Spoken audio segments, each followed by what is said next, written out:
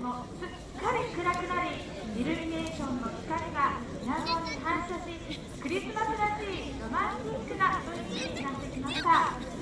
ロマンティックな雰囲気をさらに高める完全ミュージック花火にクリスマスを皆様と一緒に楽しみたいと思います。さあ皆さん、ステージをご注目ください。本日は主催者を代表いたしまして、石井隆和富山県知事にお越しいただきました。ご挨拶お願いいたします。どうも皆さん、こんばんは。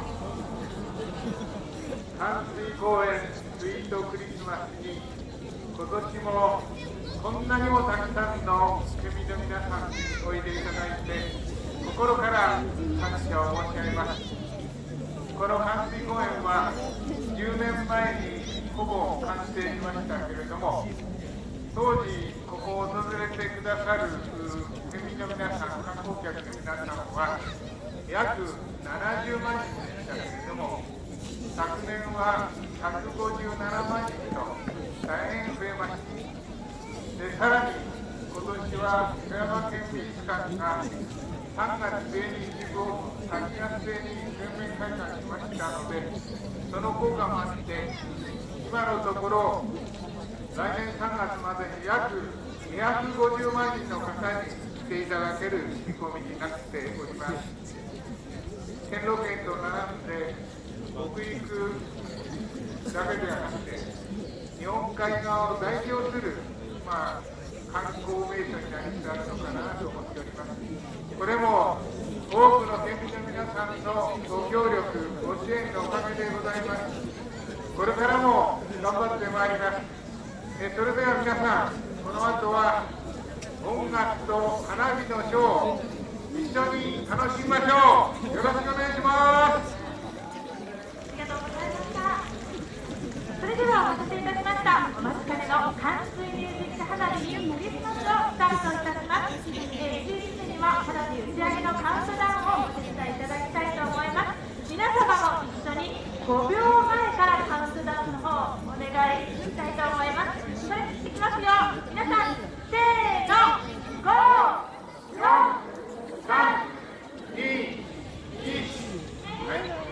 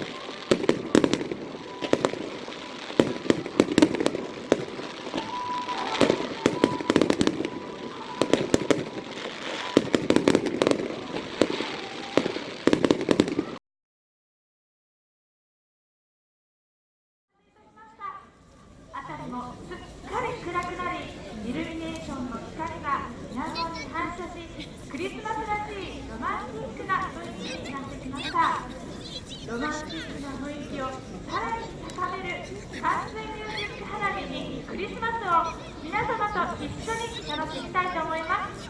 さあ皆さん、ステージをご注目ください。本日は主催者を代表いたしまして石井隆和富山県知事にお越しいただきました。ご挨拶お願いいたします。どうも皆さん、こんばんは。淡水公園スイートクリスマスに今年もこんなにもたくさんの県民の皆さんにおいでいただいて心から感謝を申し上げます。